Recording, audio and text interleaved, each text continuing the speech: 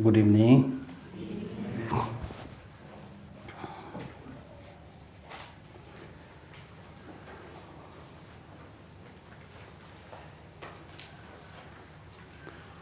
Whatever we are studying, there should be preview, actual teaching, and review. That means from tomorrow onwards, you should first read what you already got and see how much meaning you can make out of it. That is called preview. Then I'll try to explain it.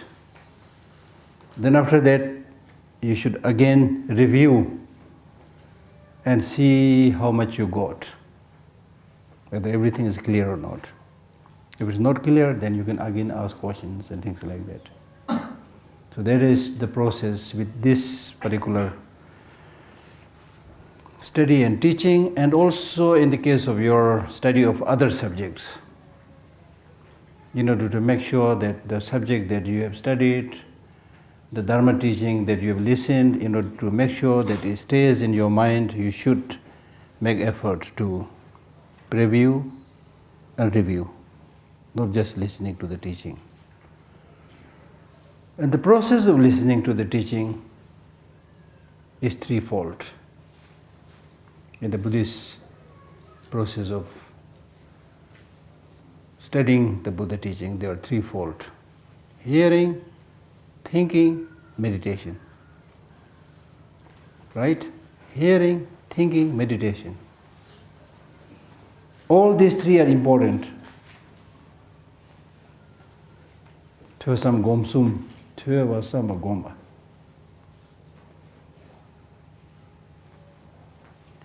As one of the Kadamba masters says, when I have hearing, I have thinking and meditation. When I have thinking, I have hearing and meditation. When I have meditation, I have hearing and thinking. All these things should go together. So hearing or listening means listening to the teacher or reading the book. Now let me give you an example, very good example that I read in a text, why these three are important. If you are thirsty, very, very thirsty, and looking for water, and you have no idea where the water is available, then you need to hear from somebody where water is available, right? Is that clear? Because you have no idea and you are dying. So therefore, I'm really very thirsty. Can you tell me where water is available? So then that fellow says, okay, I know where water is available. It is available 2 kilometers from here in the northern direction, western direction, whatever. So that's important. Hearing the teaching is important, just like hearing where water is available when you are thirsty is important, right? But is that enough? Hearing is important because at least now you know where water is available. But is that enough? Not enough. So therefore, just listening to the teaching, hearing the teaching is not enough. So in the case of somebody who is thirsty, then having heard where water is available was a good thing, but he has to walk 2 kilometers, take a car or bicycle or walk. You have to cover that 2 kilometers distance. So like that, having heard the teaching or having read the text, then you should contemplate, think properly, analyze, think on the meaning that you have heard to make sure that you got the meaning right, to make sure that it is beneficial or not. Right? So you need to do that by yourself. Nobody can do that thinking for you. Just like walking for 2 kilometers. So hearing about where water is available is important, but that's not enough. So you have to walk 2 kilometers That was a big progress. Now you have, let us say, you walk 2 kilometers and you have reached near the water. You are able to see water. But no stupid fellow will say that I was thirsty, I heard about where water is available, I walked 2 kilometers, I reached near the water, enough for me, thank you. Nobody will say that, right? Because you have still not drunk water. So similarly, hearing the teaching is important. Then thinking about the teaching is very, very important. You got the conviction about the validity and usefulness of this teaching. But still, the teaching has not become a part of your life. You have not integrated it to your life. So you may become a good scholar, good for talking, good for teaching, but not necessarily a good practitioner, because there is a gap between what you have learned and who you are. So therefore it is important to digest the teaching, to make it part of your life. Until and unless you do that, the teaching will not bring any transformation in your life. So therefore, with this example, it's not enough that you've reached near the water. Now what you need to do is you use your hand, use a cup or any other pot, drink the water. Then your thirst will be quenched. Until to that point, you are just making effort, but you have not actually drunk the water. So your thirst will not be quenched, right? So similarly, meditation is important. Hearing, thinking, meditation. Meditation now means, meditation, there are so many different types of meditation. But meditation basically means making your mind habituated with positive ways of life. Making your mind habituated with virtuous qualities. Many people have misconception of meditation. And especially in today's world, meditation is very famous. Meditation is hitting the headlines of Newsweek or New York Times, and everybody is talking about meditation. It has become a 5-star kind of practice, right? But honestly speaking, there are not many people who understand the meaning of meditation. The reason that one should meditate is you are controlled by your mind. Are you with me? You are controlled by your mind, not so much by your body. You are controlled by your mind. That is tolerable. It's okay that you are controlled by mind. But when we say you are controlled by your mind, what kind of mind? A mind which is predominantly destructive, negative, stupid, foolish, short-sighted, superficial, pleasure-seeking, and whatnot. So imagine if you are ruled by a dictator, if the country is ruled by a dictator, you'll get all the problems. Similarly, imagine if you are ruled by a mind which, if not completely negative, but predominantly negative, short-sighted. So if your life is ruled by such a negative emotion, you can't expect to have reliable, long-lasting happiness, which was our objective to actualize, right? So when we talk about doing Dharma practice, Dharma comes from the Sanskrit word dharan karna. Dharan kare to dharma. That means to adopt something. To do such a practice that you will not fall into a lower state. Zimba. Zimba sedu. Thap kyo sachik da duk sachik lama sang maju shin zinghe. Practice of Dharma means a way of life through which it will help you not to fall into a negative state of existence. Like, for example, if you kill somebody, you will be regarded as a murderer. you will be looked down by the rest of the members of the society. You fall into a low state, negative state. So it's through the practice of Dharma that you do not fall into those negative state of existence. Right? So that is called Dharma. So therefore, you are controlled by your mind. Your mind, the mind that is controlling you is predominantly negative. So therefore, now when we talk about doing Dharma practice, we are basically talking about undergoing an election. Because you realize that my boss is not good. My boss means your mind, which is predominantly negative, short-sighted, stupid, foolish. Therefore you don't like that. You want to overthrow that negative ruler. There are two parties predominantly fighting, trying to control you. Right now the negative party of the negative emotions almost got a landslide majority. So you are ruled by these negative emotions, anger, jealousy, hatred, and whatnot. They come like this. To get angry doesn't need much. You just, with slight use of different words, slight way of treatment, you just flare out. You get angry. But positive practices like patience, compassion, it's not coming so quickly like that. So this clearly shows in which area you are more habituated, right? So therefore, Dharma practice for me is really like doing an election.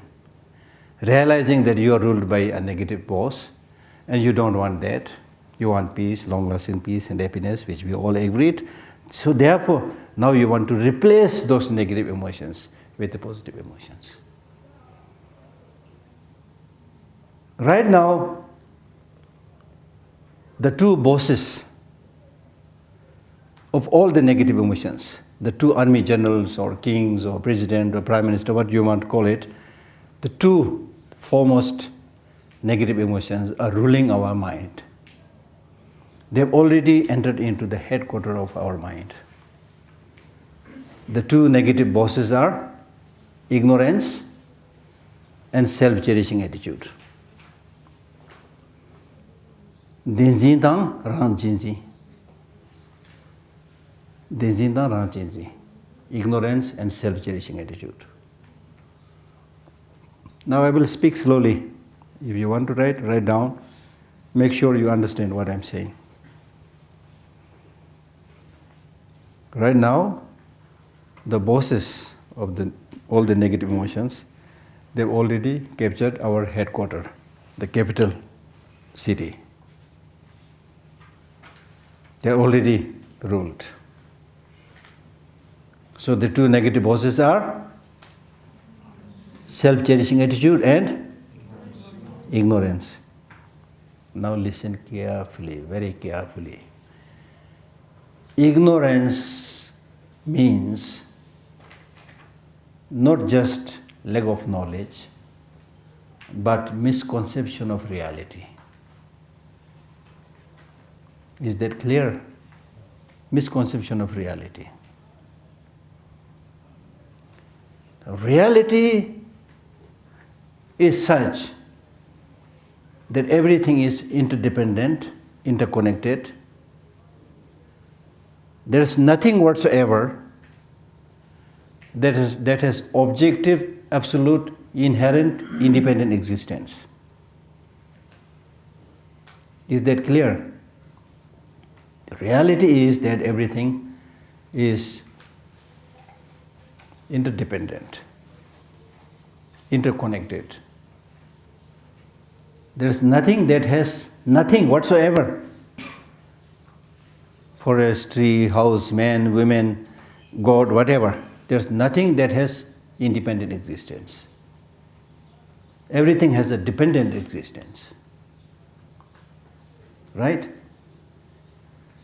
But our ordinary, uninformed, stupid, ignorant mind, we tend to see things as having inherent independent existence. That's how we get into problem.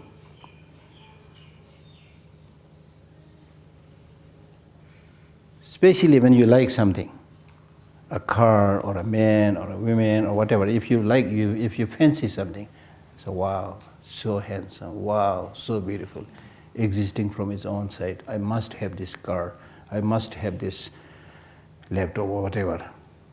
I must have it. So you, at that point, you tend to see that object as having inherent independent existence. You don't see any fault there. That is against the truth, that is against the reality, because reality, in ordinary samsaric life, there's nothing that has no fault. So when you see any object as 100% beautiful from its own side, then you get obsessed with it. When you get obsessed with it, what is the problem? When you get obsessed with it, you get stuck there. When you get stuck there, how can you get freedom? What you wanted was long-lasting peace and happiness, which means you wanted complete freedom. Happiness and peace will be there. That's why nirvana means liberation, freedom. You see? Samsara means bondage. We are dependent on this, dependent on that. We are stuck here, stuck there, you see. So you are not free. So when you get obsessed with something, with attachment, with lust, whatever, then you get stuck there. Look at the flies, house flies. They are obsessed with the smell of the dirt. Then go there, their feet get stuck there, and the hundreds and thousands they die. You see that in places where it is very dirty. So we are not better there. We get stuck in so many things. You get stuck there, you won't get freedom. Similarly, when you don't like somebody, like your enemy, then you don't only see that enemy as somebody negative, but you tend to see that enemy as 100% horrible, 100% negative, impossible to have any negotiation, impossible to have any dialogue, outright negative. The only thing you wish is eliminate, kill, because impossible to talk with that person, have dialogue with that person, because you are seeing that person as embodiment of everything that is bad, but which is again not true, because even the so-called enemy has his own friends, his admirers, who say that he's a very good man. You see? So there are good aspects, bad aspects. Everything is component of many things. One side, very bad. One side, very good, you see. Relative. Right? So when you see that enemy as 100% negative, absolutely negative, negativeness is there from its own side, then the only thing is shoot him, kill him, eliminate him. No room for improvement. So what I'm saying is, when I talk about ignorance, I'm talking about a mind which sees things as having inherent independent existence. As I said, ignorance is not just lack of knowledge, but misconception of reality. Reality is that everything is interdependent, interconnected, but your stupid mind is seeing things as having inherent independent existence. So that is the source of all the problems. Because if it exists from its own side, then there is nothing you can do. Bad, 100% bad, good, 100% good, there's nothing you can do. Right?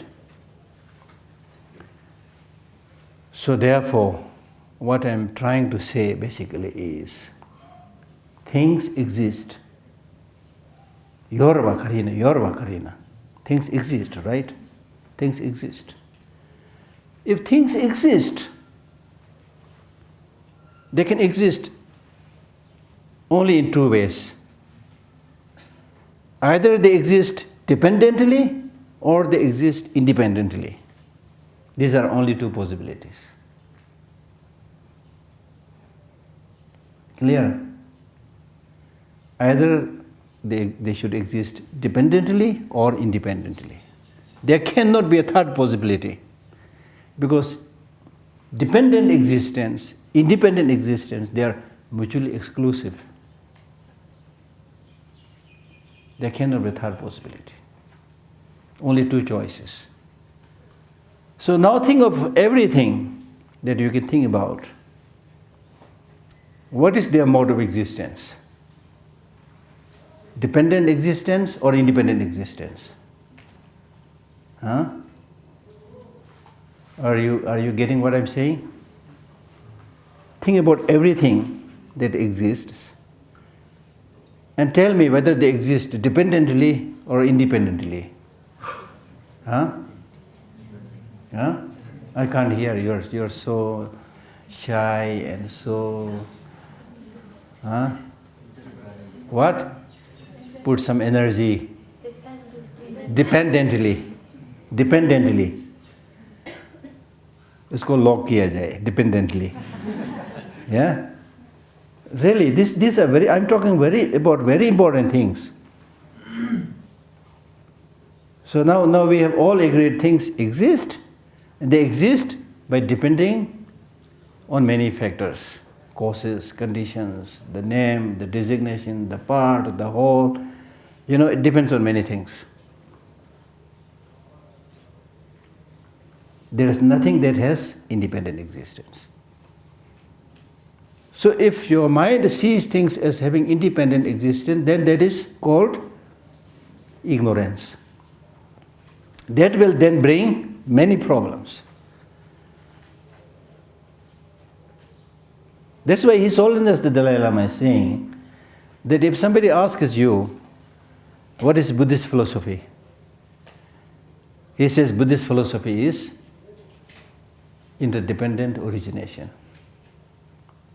If somebody asks you what is Buddhist way of life, then Buddhist way of life is non-violence. Why non-violence? Because everything is interdependent, interconnected,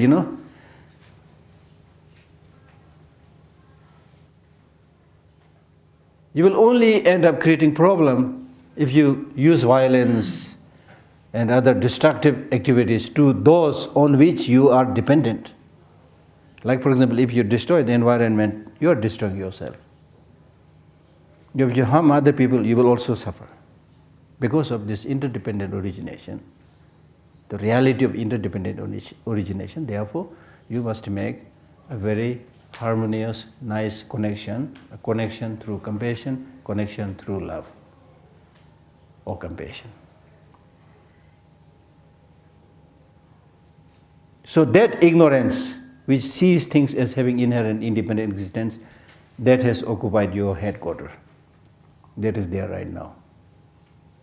That's one of your main enemy to fight with. Is that very tough? Are you getting what I'm saying? A little bit hazy or what? So the one number out of the two enemies, the bosses of all the negative emotions, the first is called ignorance. Ignorance means seeing things, a mind which sees things as having independent existence. Second boss is called self-cherishing attitude. Rang Jinji, self-cherishing attitude. Not to have self-cherishing attitude does not mean that you should not take care of yourself. Of course you should take care of yourself. But self-cherishing attitude means thinking just oneself alone and completely ignoring the well-being of others.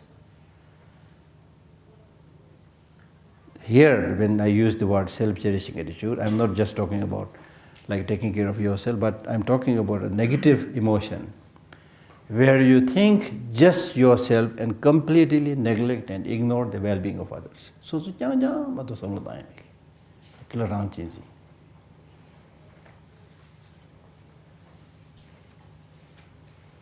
in Shantideva's Bodhicharya avatar, after giving a detailed explanation about the importance of bodhicitta and disadvantages of self-cherishing attitude, then he makes a summary by saying, Mang dushe da chishigu, chipa rangi tuyanze da tuwa shingi tuyanze ba dingi chini kebar tuyos.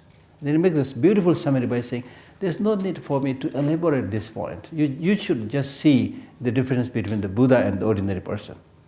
The ordinary person has been for life after life practicing self-cherishing attitude, thinking only about oneself. So where are they today? And then Buddha for countless lives taking the mind, practicing the mind that cherishes the well-being of others, practicing bodhicitta. So where is Buddha today?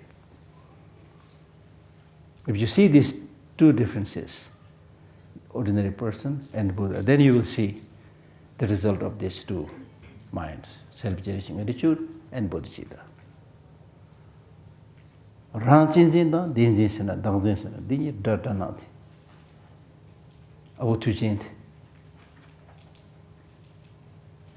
So these two very negative sworn enemies are resting, not only have they captured our mind, but they are resting peacefully, drinking tea and coffee and relaxing. Because nobody is challenging. Because we have this very funny tendency of seeing, even the negative emotions. If it is your negative emotion, then it should be good. It should be justified. We have this tendency. So therefore, you take it as a natural thing, And many scientists also, they say, they hardly talk about negative emotion. They say emotion means emotion, There's nothing negative, positive. All emotions are useful. Of course, we cannot so lightly ignore their, claim or their finding. We need to think, right? But still, in Buddhism, these are identified as negative, destructive emotions. So, as a Buddhist practitioner, you need to understand few things. Whether you study mind training, whether you study Lamrim, or whatever Buddhist text you study, there are few core elements. So the core element is that the main enemies that you should fight and defeat and eradicate, banish from your head is ignorance, self-cherishing attitude. Now the counter force against these two sworn enemies, they are wisdom understanding emptiness and bodhicitta. Wisdom understanding emptiness means wisdom that sees the nature of ultimate reality, sees the way things are. So that can very effectively deal with this ignorance, which misconceivs the reality, which sees things as having independent existence. Whereas the wisdom of emptiness sees things as having as dependent existence. So that correct view, correct wisdom can eliminate ignorance. Clear? Clear? Now here, emptiness, the very famous word. Those of you who attend my talk, this is a reminder, I have explained this many times. Those who have not, then raise your ear and listen carefully. Emptiness is not equal to nothingness. We already agreed few things, right? Remember that again. Things exist, but there are only two modes of existence: dependent existence, independent existence. And which one did you choose? Dependent existence. Therefore, there is no independent existence. So this non-existence of independent existence is called emptiness. Empty means none, like an empty pot. So emptiness therefore means empty of independent existence. Clear? Empty of independent existence, meaning there is no independent existence. Because things exist, they exist dependently. Therefore, there is no independent existence. So emptiness means empty of independent existence. So the wisdom understanding emptiness sees the way things are,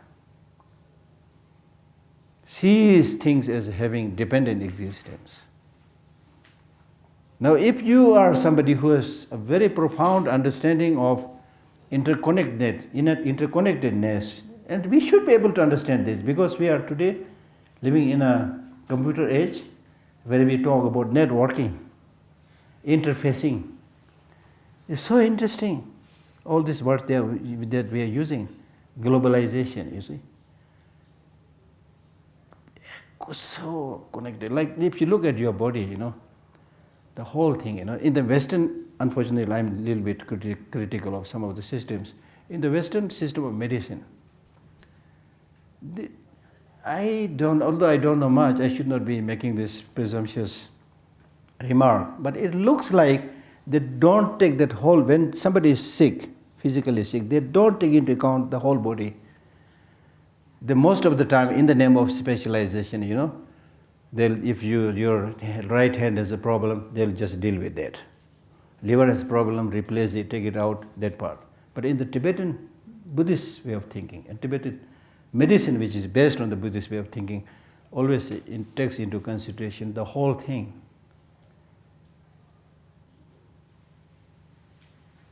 Because in one way or the other, how good your eyesight is dependent on the kidney, liver. How good is your nose is dependent on the, exactly. So they are heavily dependent upon each other. Then look at the breathing, it connects. Then the signal sent by the brain goes through the whole body. So you need to take into consideration the whole thing, how much they are connected. So therefore, you take into consideration the well-being of the whole thing.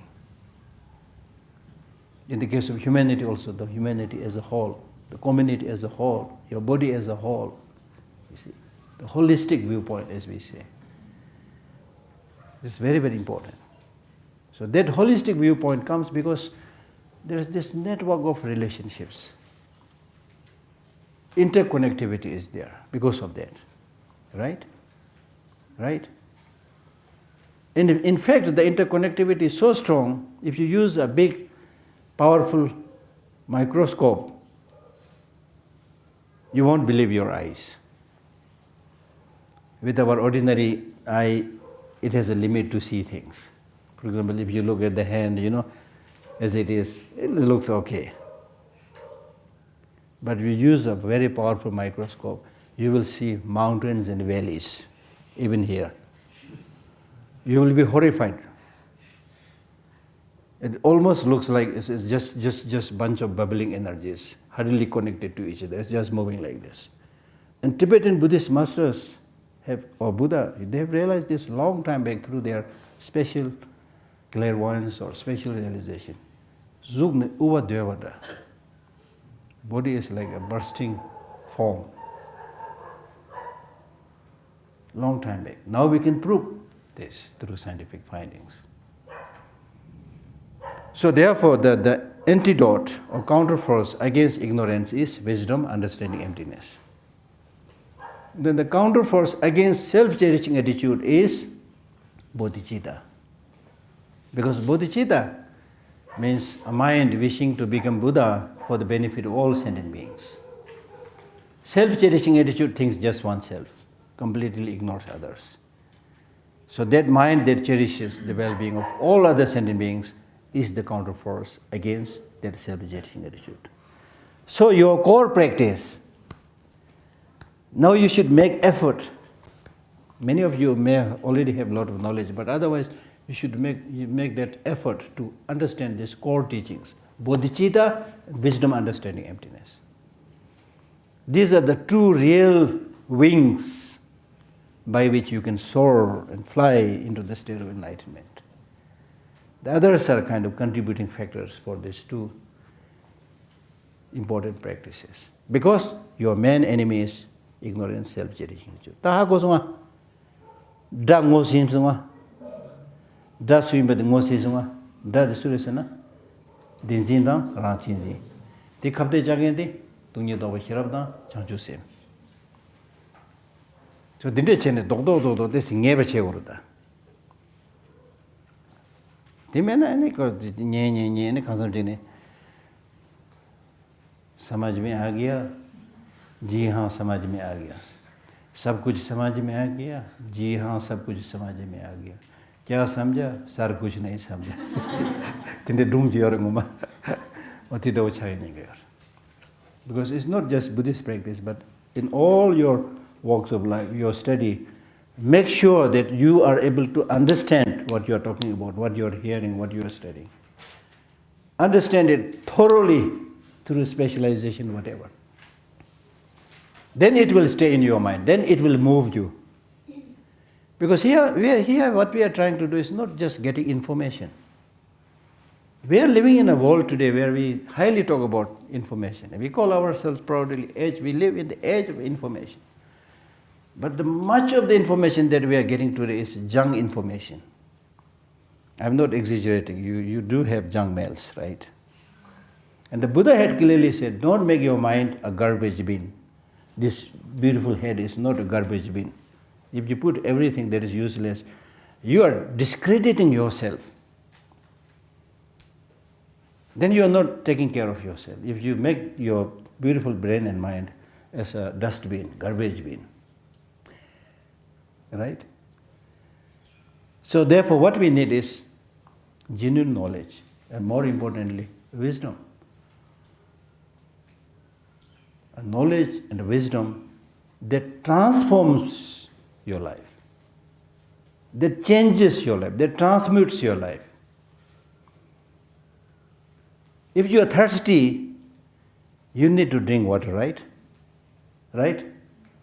But is it necessary that you drink the whole ocean? Kakumna chutungurwa. Ina jasu sangma tungu yuji marwa. Chubo yongzo matung chang chisam tungbe komba sales lavre. Kakum suye gi chuch tungurwa. Similarly, when you listen to the teaching, you should get some message, some idea from there, which you are able to retain in your mind, which you are able to use, by which you get transformed, changed. For that, you need to make effort. That's why I said hearing is good, thinking is good, but important thing is meditation, from where we are talking all this. So meditation means making your mind habituated with the good things, virtuous practices. Because until now, you are controlled by your mind. Your mind is predominantly controlled by negative emotions. Therefore, you are suffering. You don't want to suffer. You don't want to encounter a problem. So therefore, now you have taken this decision and the step to not to submit to the dictates of the negative emotions anymore. Say no, say goodbye to negative emotions. When we are talking about Buddhist practice, we are saying that you stupid anger, you stupid jealousy, you stupid hatred, the day when you mistreated me, the day when you destroyed my family is a day gone. Because it was a day when I didn't have knowledge. Now I know who you are. You horrible monster, negative emotion. Now I know who you are. So I have no room for you now anymore. When you did not have access to Buddhism, then you thought these emotions are natural, Anger is coming, jealousy is coming, hatred is coming. It's natural, Most of the people in the world, they think it's natural. It's your emotion. So open your door and window 24 hours. Come and let them, these negative emotions come and go as they like. That's why you are suffering. That's why you are not getting that needed peace and happiness. Now you know what is the purpose of these negative emotions. The negative emotions have no other purpose except destroying us. In the case of ordinary enemy, they may be very negative, but they have some purpose. Like in the case of Chinese, they need not the Tibetans, but they need the land of Tibet. So there is some purpose. They need the uranium, they need the gold that was lying there in Tibet. But with the negative emotions, there's no other purpose except to destroy you. Right? So therefore you need to be a little bit bold, a little bit strong. And you need to start as much as possible thinking about these things and then practice it. Meditate on it. Get habituated with that. Then you can see the result. We are not just talking.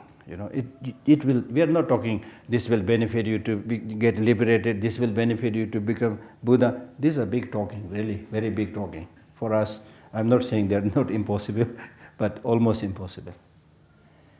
But the practical thing is that if we sincerely practice this, even from tomorrow, day after tomorrow, you can see the benefit yourself.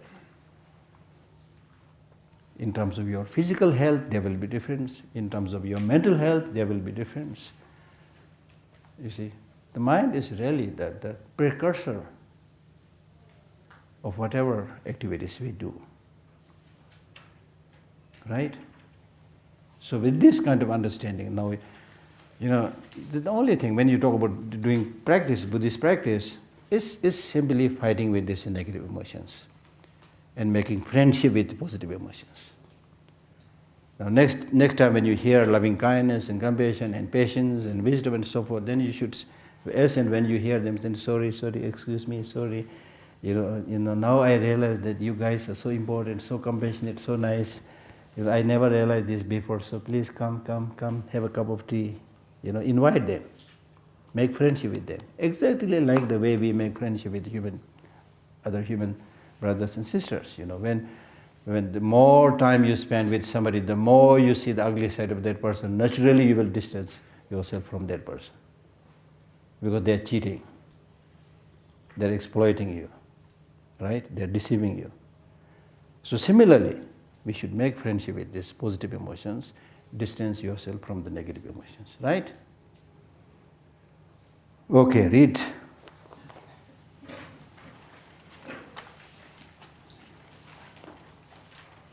So yesterday the first verse that we read was really talking about how to meditate on impermanence. Right?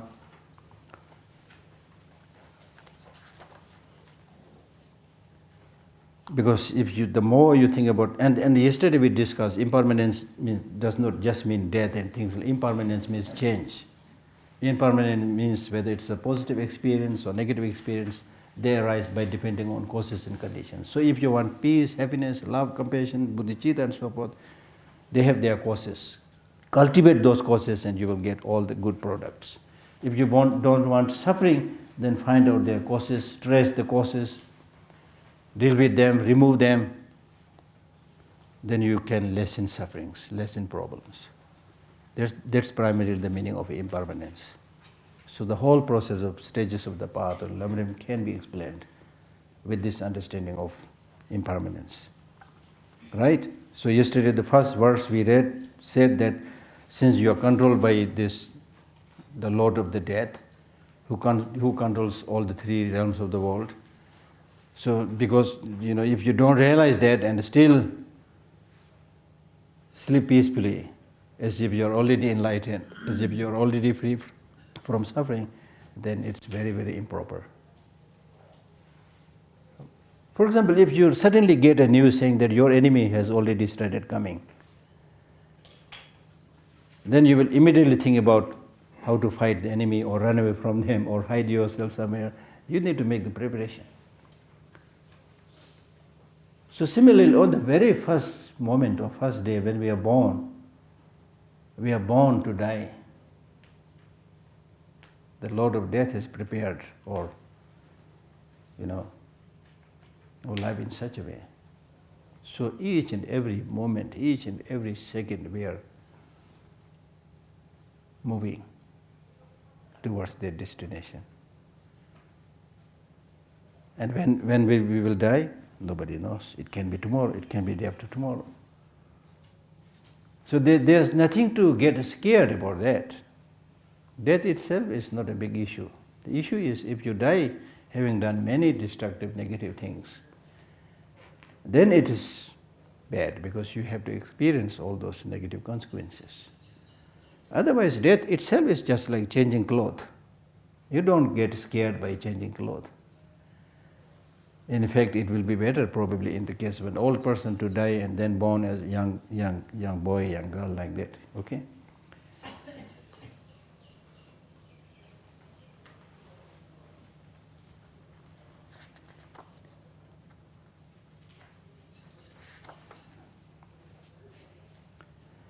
Now next, it talks about meditation on impermanence.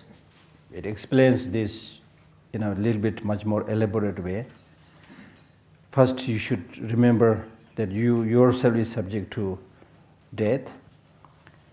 And then it is saying that since you yourself is not liberated from the fear of death,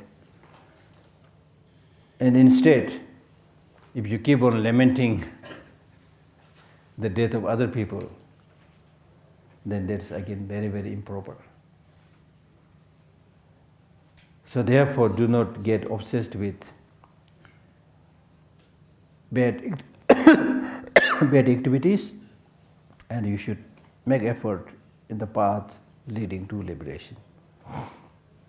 Now, with regard to the meditation or recollection on one's own death, there are two processes of meditation. Meditation on the grosser impermanence and meditation on the subtler impermanence. Now, with meditation on the grosser impermanence, he explains this under 5 points. The first point, he says, because we have this very interesting way of seeing things as if being alive is the counterforce against death. Being alive is the antidote against death. So I'm being alive, so why should I talk about death? Death will not come because I'm alive. So being alive is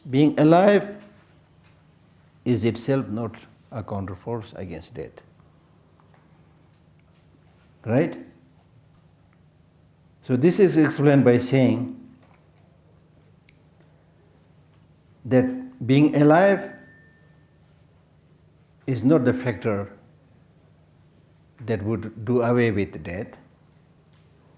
So therefore, don't be so sure of yourself that you will not die because you are alive right now. Because we have this, that is called grasping of permanence. Because why should I die right now? I have no physical illness, I'm mentally sound, I'm getting good food, I have a nice place to sleep. So because of that we think, I'm not going to die like that. That's our understanding. So for this, as an answer to this,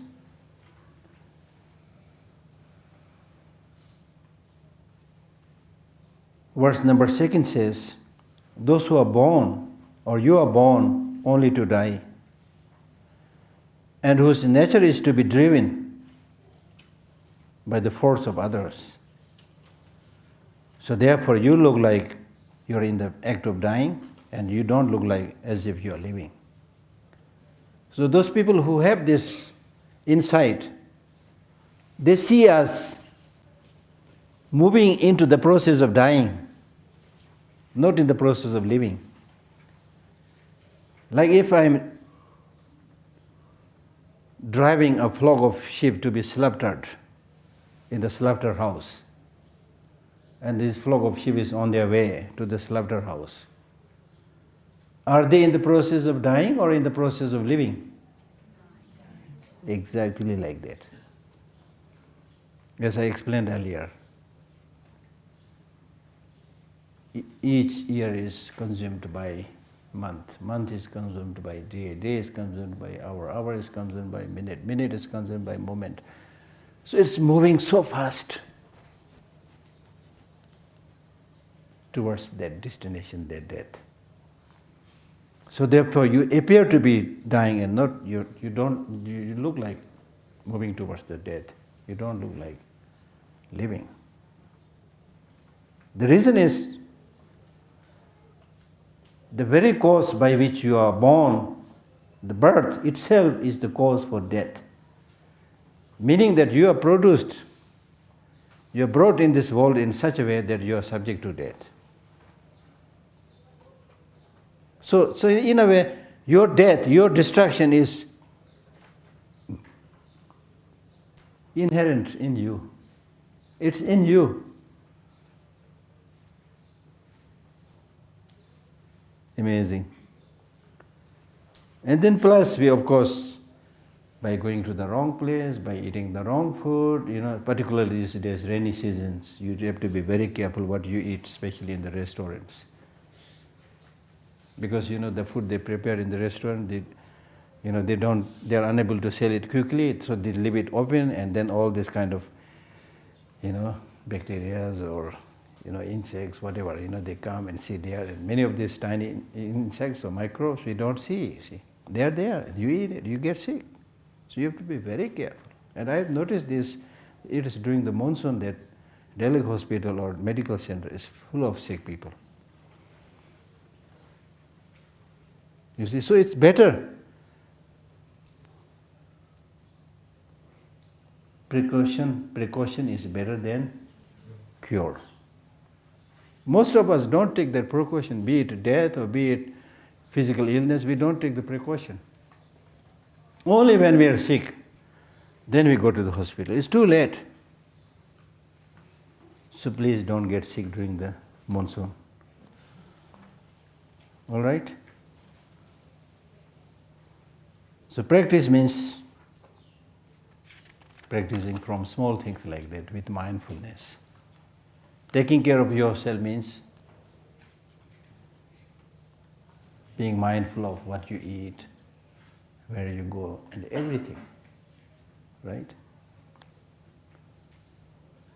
Then the next third verse says that yes, and many of us have this thinking that yes, I'm going to die, but I'm not going to die so easily. I'm going to live quite long, then I will die, no problem, you see. So death will come much, much later. Before that I have a long life to live, so therefore I want to enjoy. And many of you have heard that story that I told earlier, that there was a human being who made friendship with a ghost, and that ghost had some kind of precognition, clairvoyance. So the human friend, he said, I'm a little bit scared of death, but before that I want to have fun. So since you have precognition, you have clairvoyance, so please, when I'm about to die, then tell me a little bit in advance. So until to that point, I want to enjoy life. Then the ghost said, okay, fine. So after some time, the ghost came and said, my dear friend, one of the members of the family, your neighbor, down, died last night. He said, oh, really? So sad. Yeah. But he carried on his life as usual. Then after a while, the ghost again came and said, my dear friend, one of the family members of your neighbor died last night. Then he said, oh, so sad, so sad. But he continued the so-called life of enjoyment, which is basically getting engrossed with the sensual pleasures. Then after a while, the ghost came and said, my dear friend, your turn to go. He said, how come I told you to tell me a little bit in advance? Then the ghost said, I've never seen a stupid person like you. I told you 2 times. The neighbor down died, the member of the neighbor down died, up died. You should have that common sense that your turn is coming very soon. This is exactly what is happening with us. All of us, I am 100% sure, many of you are quite young, but still I'm 100% sure, you can count the names of so many people you have died, you have seen dying or heard dying, close friends, relatives. But still you keep on thinking, it's not my turn. I'm going to live long. You see. So what am I driving at by saying this? I'm not trying to unnecessarily frighten you. What I'm saying is be realistic, because if you develop that understanding, you will be completely transformed, believe me. If you think seriously about this imminence of death, your life will be completely different. Your attachment for unnecessary things will completely decrease. Your friendship with others will get enhanced. I had given you the example of the old lady yesterday, you see. Completely. Because if you look at these different religions that's there in the world, how did these different religions come into being? one of the main factors is death. People don't know how to deal with death, so they talk about religion and so many other things. The other animals, cows, birds, they don't have a religion because they are not cognizant of the death. Right? So it's only human beings who have these fears, like sickness. I mean, the sickness is there with the cows, but they are not so aware of these happenings. Whereas we are very alert and aware, so therefore, to deal with these things, we talk about death and so forth. So if you want to really transform your life, then thinking about this,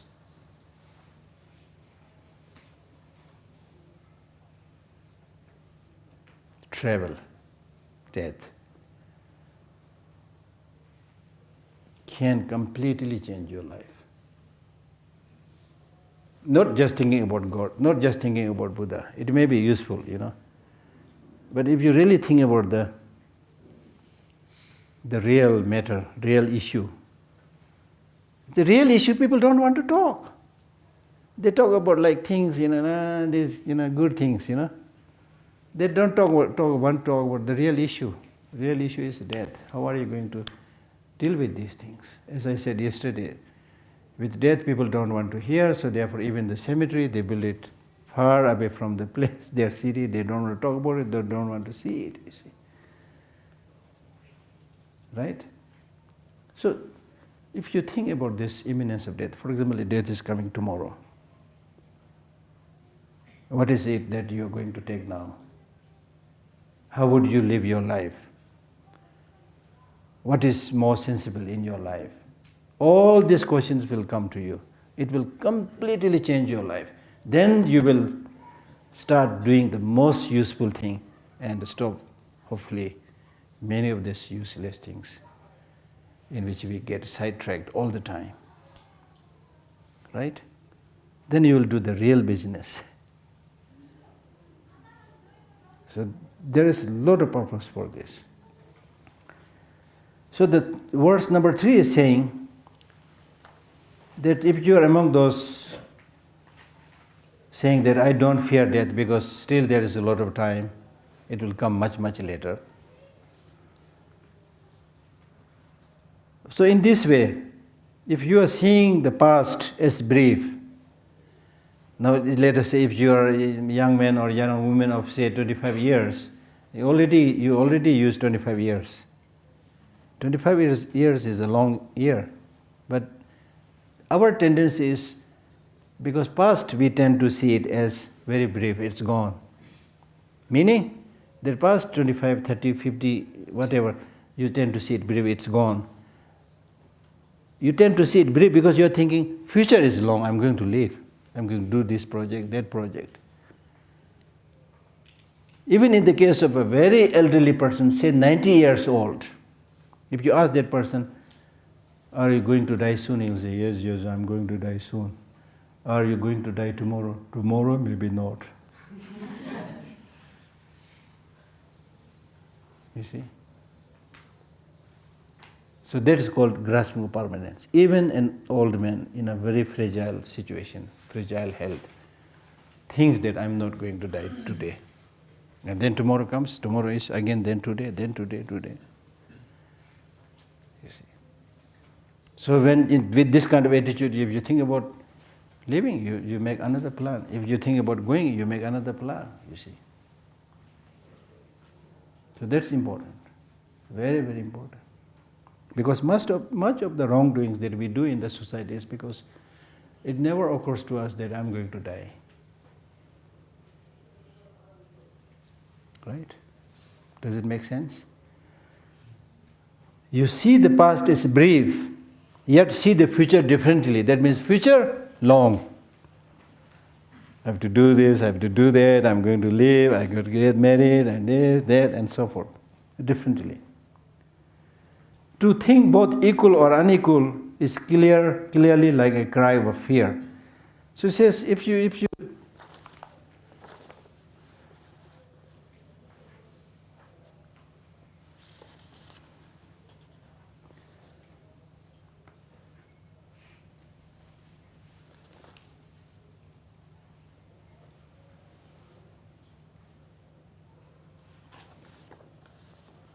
So in this way, if you see the past and the future as equal,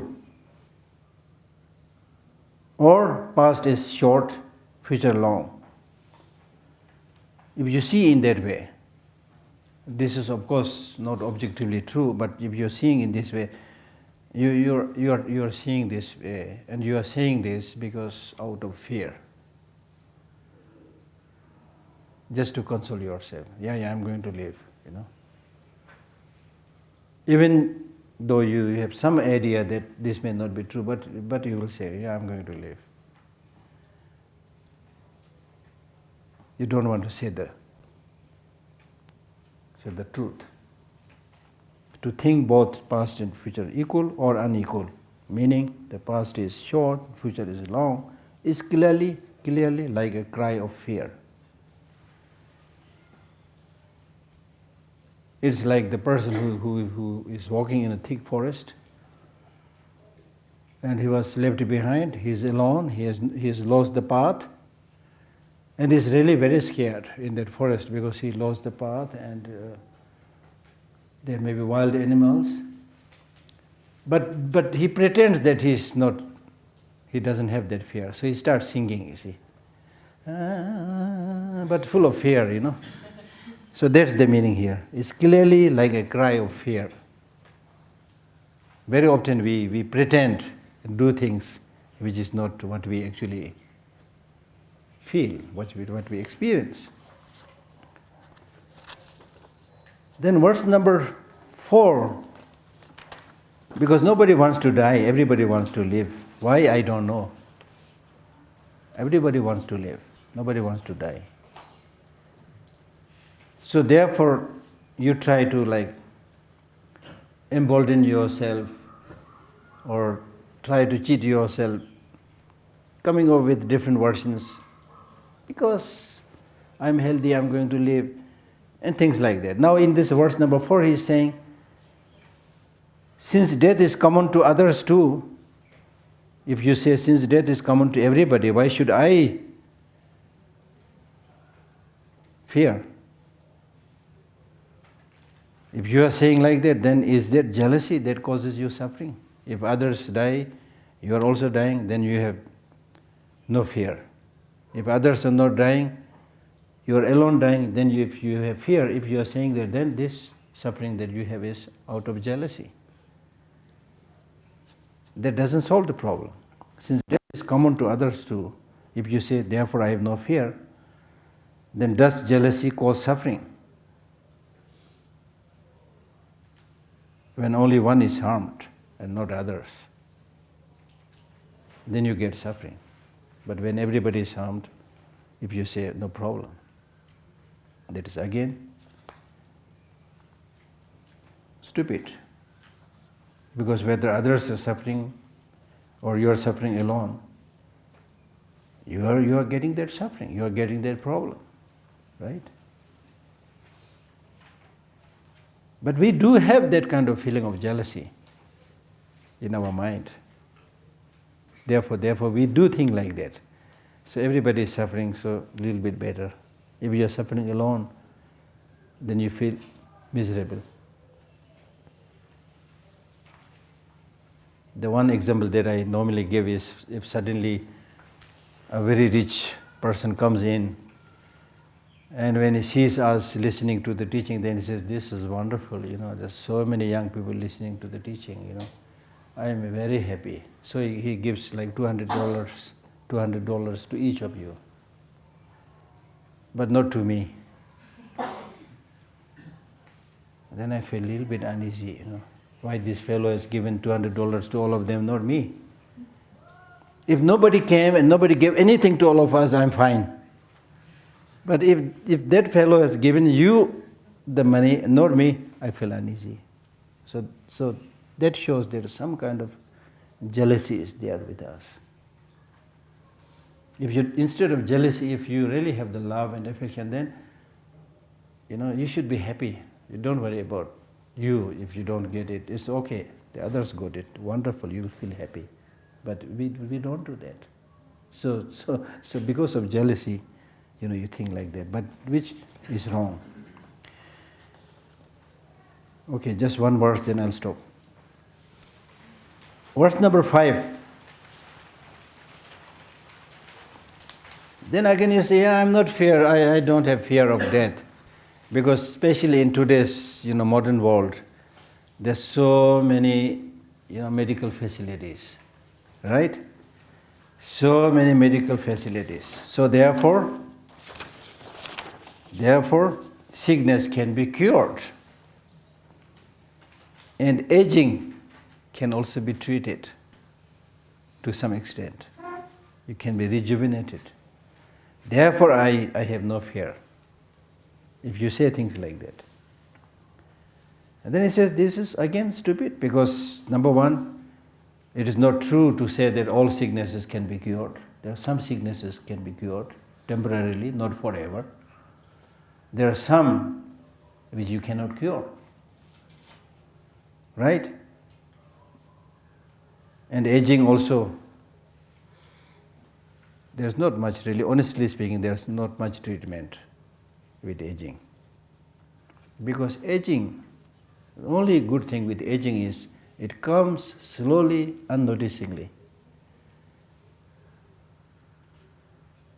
It's like environmental degradation.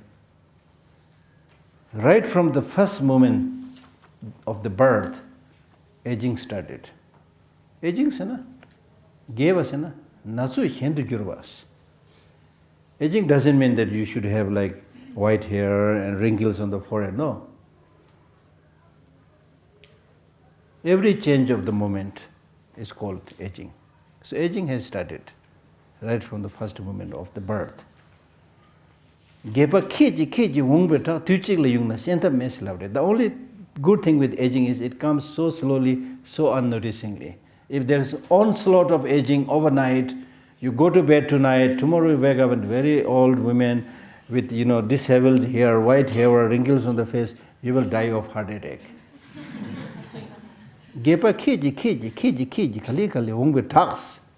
Tuchigla yungna senta mese senta umarasu. Heart attack. So that way it is good, but that way it is bad also because it's coming so unnoticingly. So therefore, we never think about aging. Probably you start thinking about aging or thinking that you are now getting old only when you cross 60 or 70 like that. Then it's too late. That's why the real wisdom we start getting only when we are quite old. In many cases, too late. So that's why it's good that so many of you are listening to such things. You must get that wisdom when you are young. Then you can solve many of the life's riddles and problems. So even if we accept that there is some cure for sickness, some cure for aging, and therefore even if you say that you have no fear, but yet there is no cure for the last ordeal. There's death. As we discussed yesterday, there is not even a single person who never died. Thus, obviously, you fear it. And aging itself is cause for death. Birth itself is cause for death. Sickness itself is cause for death. So there is no escape. The great runners, athletes, they cannot run away from death. Right? You cannot just dive down into the depth of the ocean and hide there. Or you cannot just go off and hide yourself amidst strong mountains. No. There is a story at the time of the Buddha, there was some fighting going on, and somebody came and took shelter with the Buddha. And the Buddha, it said the Buddha used his robe to cover and protect that person. But when that fight was over, almost everybody got killed, and Buddha lifted that robe, this fellow was also dead. When the time comes, you cannot escape it.